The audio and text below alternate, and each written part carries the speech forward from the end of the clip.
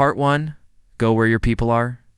One of the biggest dating mistakes people make is not expanding their dating pool. You can't find the right person if you never meet new people. That sounds obvious, but many people spend years going to the same places, talking to the same people, following the same routines. Then they wonder why nothing changes. If you want different results, you need different opportunities. And sometimes that means stepping outside your comfort zone. Now let's talk specifically about men and women for a moment. If you're a man looking to meet women, it may be worth exploring hobbies and activities that naturally attract more women. Dance classes, yoga, book clubs, art classes, volunteer organizations, community events. If you're a woman looking to meet men, it may be worth exploring environments that naturally attract more men. Golf clubs, Chamber of Commerce events, classic car shows, drone clubs, RC groups, sailing clubs. The principle is the same. Put yourself in environments where you're likely to meet the type of people you're looking for. Now, men tend to be analytical, so let's talk numbers for a moment. Imagine you take a dance class on Monday, a yoga class on Wednesday, an art class on Thursday, and join a hiking group on Saturday. Maybe each activity has 15 to 20 people. You won't talk to everyone, but you're still putting yourself around dozens of new people every week. 50, 60, maybe even 80 people, depending on the size of the groups. Some you'll never speak to. Some you'll exchange a few words with. Some you'll see every single week. Now compare that to someone who goes to work, goes home, watches television, and repeats the same routine every day. They may only meet a handful of new people each month.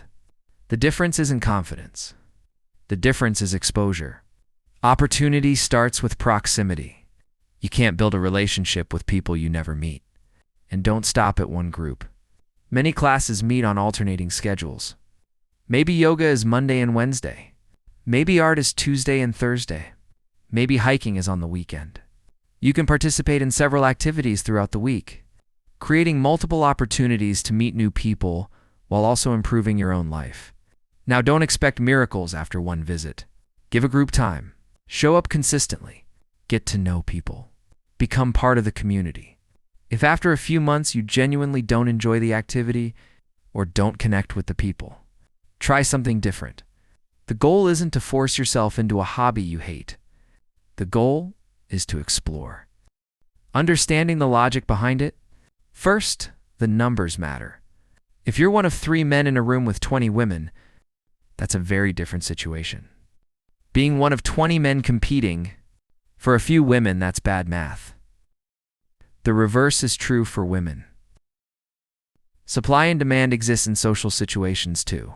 Second, shared interests create conversations. You immediately have something to talk about. You don't have to invent a reason to start a conversation. The activity does that for you. Third, if you become knowledgeable about something the group enjoys, you naturally become more interesting to the people in that group. A man who learns to dance becomes more interesting in dance circles.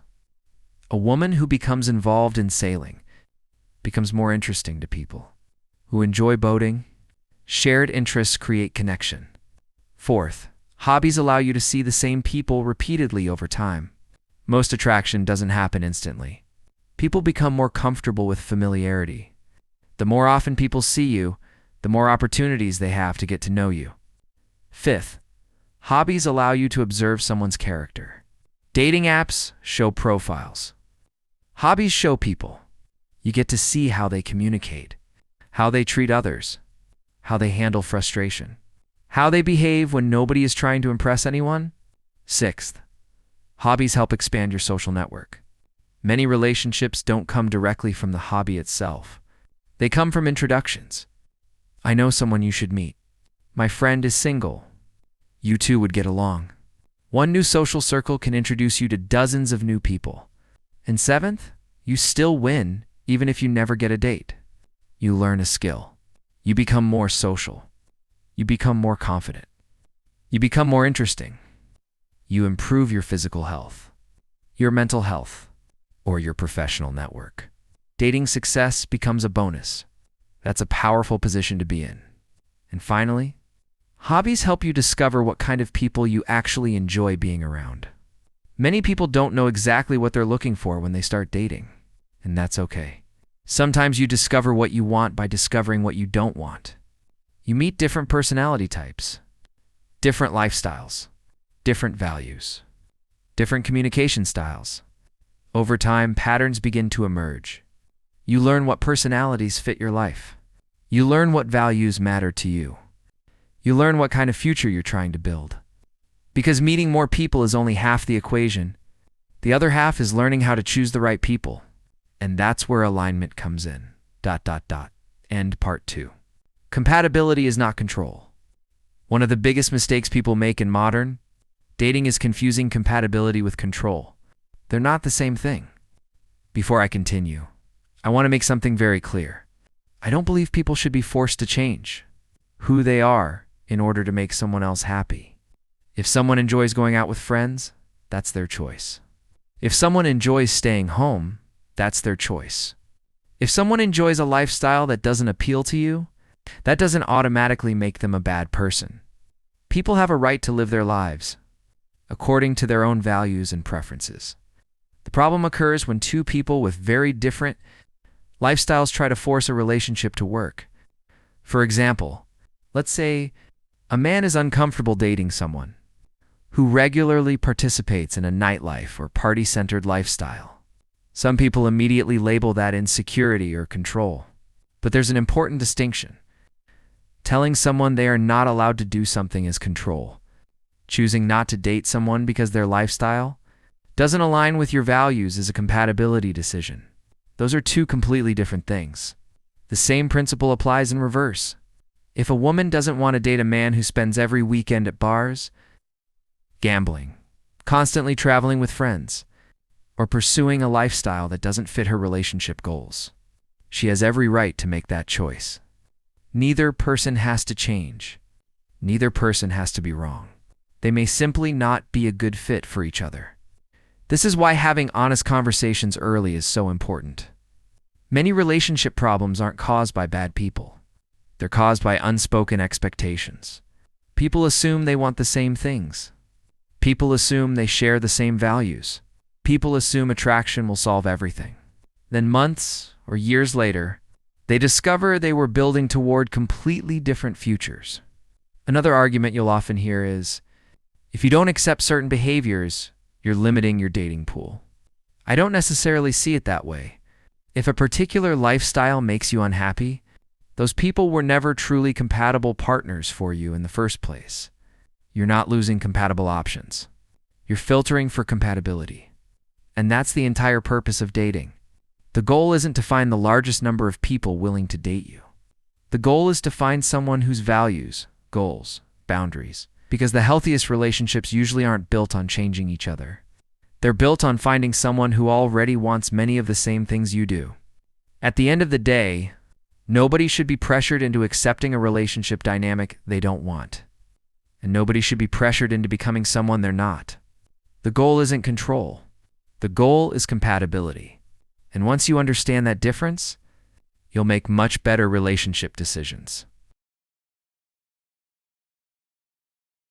Part 4. Don't let attraction blind you. Now that we've talked about compatibility, let's discuss one of the biggest reasons people ignore it: attraction. One of the most common dating mistakes people make is allowing attraction to override compatibility. They meet someone attractive. They feel chemistry. They feel excitement. And suddenly things that should concern them no longer seem important. Differences in values, differences in lifestyle, differences in communication, differences in financial habits, differences in long-term goals. They tell themselves, maybe it won't matter. Maybe they'll change. Maybe I can live with it. Sometimes people stay in relationships far longer than they should because they're afraid they'll never find someone that attractive again. But that's often a scarcity mindset. If you're consistently meeting new people and expanding your opportunities, you'll eventually discover something important. Attractive people are not rare. Compatible people are. You can always meet another attractive person. What you can't get back is time. Time spent trying to force a relationship that was never a good fit. Time spent ignoring problems that were obvious from the beginning. Time spent hoping someone will become the person you need them to be. One simple exercise can help you think more clearly. When you notice a behavior that concerns you, ask yourself, if this person wasn't as attractive as they are, would I still be okay with this? Would I tolerate the constant cancellations? Would I tolerate the poor communication? Would I tolerate the lack of effort? Would I tolerate the disrespect? Would I tolerate the emotional games? Would I tolerate being treated this way? If the answer is no, attraction may be influencing your judgment. Because attraction has a way of making people create exceptions. Exceptions they would never make for anyone else. The goal isn't to find the most attractive person willing to date you. The goal is to find someone who is both attractive and compatible with the life you're trying to build. Someone you enjoy being around.